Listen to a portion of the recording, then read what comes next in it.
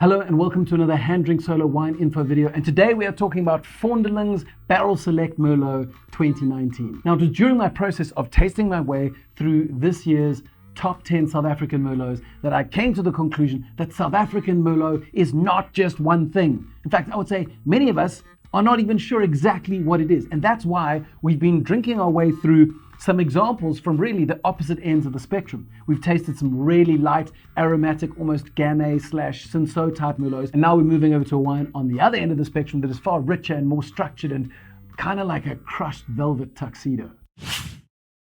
Now, if you want to visit Vondeling Estate, you need to come all the way down to the southern tip of the African continent. If you reach Cape Town, you've gone too far and you've got to turn around and drive about an hour northeast of Cape Town to a wine appellation called the VOOR-PAARDEBERG. Now, VOOR-PAARDEBERG literally means in front of the mountain called Paardeberg.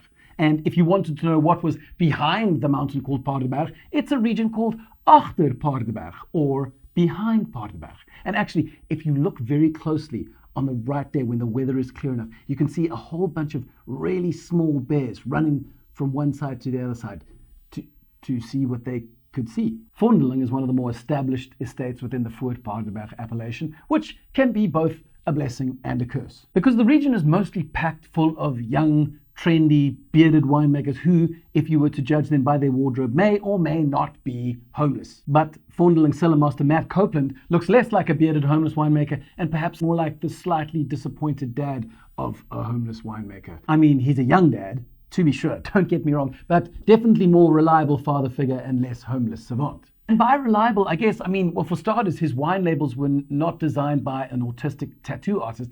And second of all, his wines happen to rake in awards like clockwork. Now, I'm not going to spend time going through all the ranges of Vondeling wines right now because they are numerous and sometimes seemingly unrelated. But if you have the time, you certainly should, and I've left the list of some of my favorites in the text alongside this video.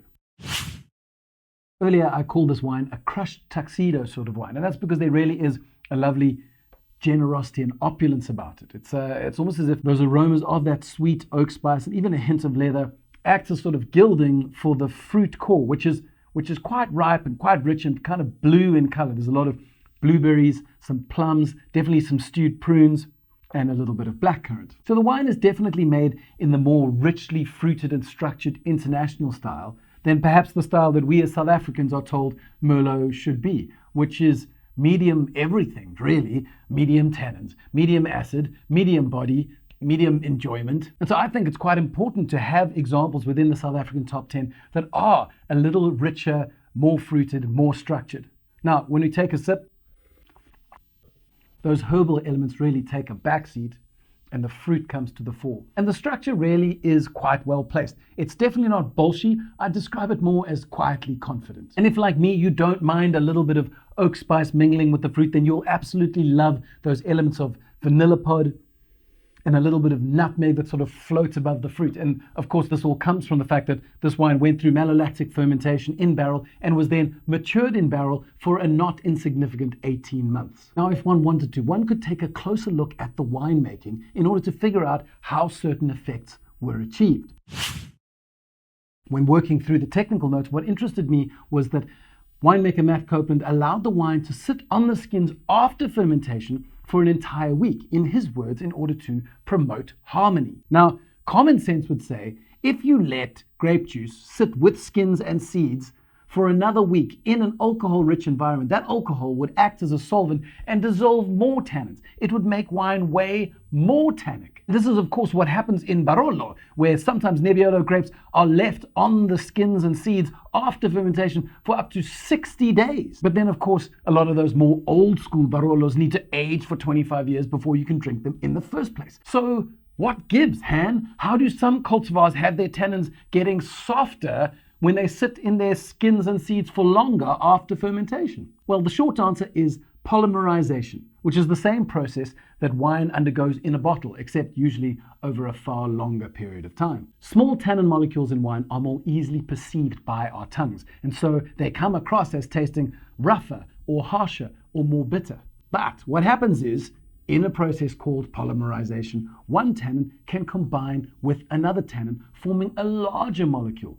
And if you have a stock standard human tongue tasting apparatus, this larger molecule is perceived as being slightly smoother in texture. Of course, it gets way more complicated than that, and there's now a whole array of maceration techniques where winemakers will mess with the temperature of the wine or use percolation in order to change the nature of the tannin that is extracted. And of course, the final factor to consider when discussing post-fermentation maceration is the ratio between rather delicious, nice-tasting tannic molecules and god-awful tannic molecules. In fact, one of the things that sets apart a great wine vintage from an awful wine vintage is that great vintages will have a far higher ratio of those tannins that are delicious, #yum, and a far lower ratio of tannins that taste like a butt. Put another way, if you have really high quality fruit, that fruit will stand up much better to a long post-fermentation maceration, because post-fermentation maceration really only magnifies